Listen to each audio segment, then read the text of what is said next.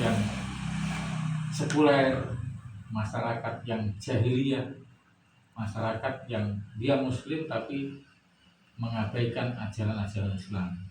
Disitulah muncul sebuah pemikiran, yang mana pemikiran ini kembali kepada bagaimana dulu Rasulullah mencetak para sahabat itu, ya.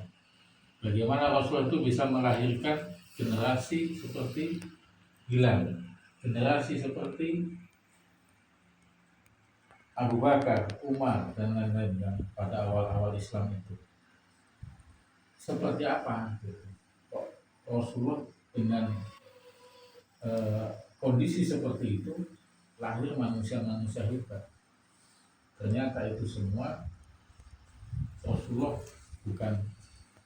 bukan atas inisiatif dia sendiri, tapi memang wahyu yang menggerakkan Rasulullah. Nah, disinilah muncul istilah tartib nuzulil wahyu, urut-urutan turunnya wahyu. Jadi kondisi Arab yang jahiliyah pada masa itu, yang sangat rusak, yang sangat tatanan kehidupan sosialnya sudah berantakan, hukum riba berlaku. Ternyata dalam menghadapi situasi seperti itu, bukanlah persoalan yang dihadapinya adalah dengan menguasai Mekah, berpolitik artinya. Tidak, ternyata Rasulullah justru bertahan di Gua Hira, kemudian mendapatkan wahyu pertama, Iqra, bacalah. Itulah wahyu pertama, yang 5 ayat itu bisa melahirkan generasi hebat, ya. Jadi 5 ayat Al-Alaq itu sesungguhnya kalau kita simpulkan adalah sebuah kesaksian seorang hamba akan Tuhan. Syahadat itu kunci, ya. Kunci seseorang berislam, menerima Islam, benar-benar memang dia berislam itu atas dasar kesadaran. Iqra itu adalah menunjukkan kesadaran seorang hamba. Bacalah. Kira-kira kalau kita baca itu sadar apa enggak? Nah, gitu. Kalau baca kan pasti, ya, dilihat dulu penuh kesadaran. Orang yang berislam itu penuh kesadaran, nggak boleh dipaksa, ya. Jadi Iqra itu sesungguhnya kesadaran. Nah, fakta di lapangan, Islam seseorang terkadang bukan karena kesadaran, tetapi karena ya status. Dia lahir sebagai anak orang Islam, dia jadi Islam. Maka beda. Kalau para sahabat dulu ditanya, kenapa kau masuk Islam? Ada alasan. Hari ini Mas Islam ditanya, kenapa kamu Islam? Jawabannya apa? Ya nggak tahu, tanya saya. Ya, makanya ini kewajiban kita karena lahir sudah Islam, kewajiban kita harus mengkaji kenapa kita milih Islam, kok nggak milih yang lain? Kan ibadahnya seminggu sekali. Kenapa kok milih Islam? Inilah yang harus dicari. Maka Iqra itu menjawab itu semua. Kesadaran kita berislam. Nah, maka mungkin ini kenapa pendiri itu memberikan nama lembaga kita ini dengan nama Hidayah Jatuh. Karena orang yang sudah menemukan kesadaran tentang Islam, hakikatnya dia mendapatkan hidayah Allah. Dan orang kalau sudah berislam itu atas dasar kesadaran dari proses beriqra ini, itu lebih tangguh, lebih kuat, dan nggak mudah goyah. Karena ada proses di situ, pengakuan, pemahaman, kemudian dia meneliti, mengamati semua, sehingga kalimat syahadat itu adalah puncak daripada proses iqra. ketika dia menyelam terus, puncaknya apa? Saya bersaksi tidak ada Tuhan kecuali Allah dan Muhammad adalah utusan Allah. Itu puncaknya. Jadi syahadat kita itu punya makna kalau seperti itu.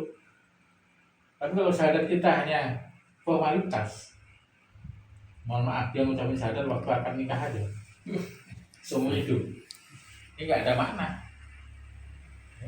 Atau kita mengucapkan kalimat la ilaha illallah hanya sekedar ucapan lesan, ya nggak ada makna juga.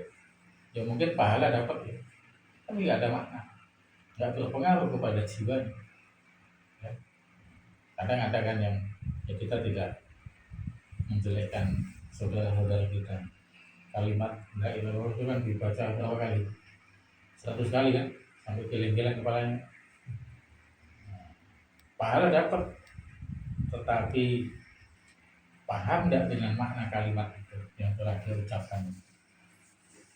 Maka kalau sekedar diucapkan di lesan, burung bio pun juga pintar mengucapkan itu.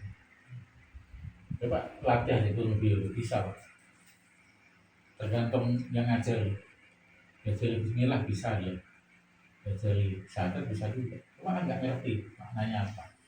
Nah, inilah awal dari keislaman seseorang ini, syahadat. Makanya kemarin saya sampaikan di Batam ini pas kajian warga ini, orang yang bergabung di Hidayatullah itu ada 3 model kurang lebihnya.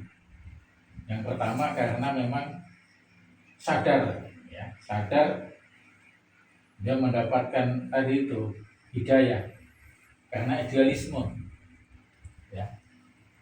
Mungkin orang tua kita dulu mas gabung Hidayatullah itu karena idealisme, dia rela meninggalkan PNS-nya, rela meninggalkan pekerjaan yang gajinya lumayan, karena di Hidayatullah ada sesuatu yang tidak ada di tempat lain, idealisme. Biasanya generasi itu begitu, orang-orang tua kita dulu. Ada juga yang bergabung di Hidayatullah karena hubungan pekerjaan, guru, pegawai, karyawan, ya kan? Banyak kan? Ratusan kan dari kita ya. Ya nggak masalah, bagus juga. Yang ketiga dia di Hidayatullah karena lahir di Hidayatullah, ya kan? Anaknya orang Hidayatullah. Sejak lahir dia di Hidayatullah ya. Yang wajar itu kan istilahnya ya lahirnya dari Hidayatullah ya. Mau apapun cara bergabung kita dulu nggak masalah, itu masalah proses saja. Yang terpenting adalah kita bagaimana memahami pola manhaj berislamin, dan kita mengikuti pola sistematika wahyu itu bukan temuan pendiri, bukan. Ternyata ada juga ayat ataupun hadis yang mendukung akan pentingnya berislam melalui urutan-urutan tadi. Nah, maka tahap pertama adalah masalah syahadat. Ini yang selalu dikaji. Dulu kalau nggak salah cerita-cerita ustaz kita dulu kan sampai ada istilahnya keracunan al-alaq. Orang itu harus sama kata beliau tentang keyakinan syahadat itu. Yakin nggak kepada Allah? Ya, ketika seseorang itu mengucapkan kalimat syahadat itu dia yakin nggak dengan Allah. Nah, ini akan diuji di lapangan sangat dengan berbagai macam rintangannya. Termasuk ada ungkapan yang sering kita dengar ketika kader ditugaskan, ya Allahnya di Papua sama dengan Allahnya. Kan statement dilandasi dengan al-alaq itu keyakinan kepada Allah. Ya. Itu hasil renungan, hasil penghayatan. Jadi benar-benar keyakinan itu bukan sekedar di lesan, memang betul-betul. Nah, ini yang kadang hari ini karena situasi ini kadang pengaruh juga kepada keyakinan seperti ini. Yakin akan pertolongan Allah, yakin akan janji-janji Allah. Ini akan terus diuji. Maka al-alaq ini, Iqra ini, ya, bagaimana kita ini sambung kepada Allah. Bacalah, perhatikan, amati ya, kemudian teliti dengan seksama. Tadi disuruh begitu Pak. Artinya ketika kita melihat fenomena mungkin dalam diri kita di alam semesta ini, ya Allah, tak mungkin kalau tanpa ada penguasa yang kuasa, tidak mungkin terjadi. Ya, alam semesta ini ada ayatnya, saya lupa nih. Kalau seandainya Tuhan itu dua, maka alam semesta ini akan binasa, ya, akan binasa. Ini. Jadi pola-pola seperti ini yang harus ditanamkan, masalah akidah, ya, syahadat ini.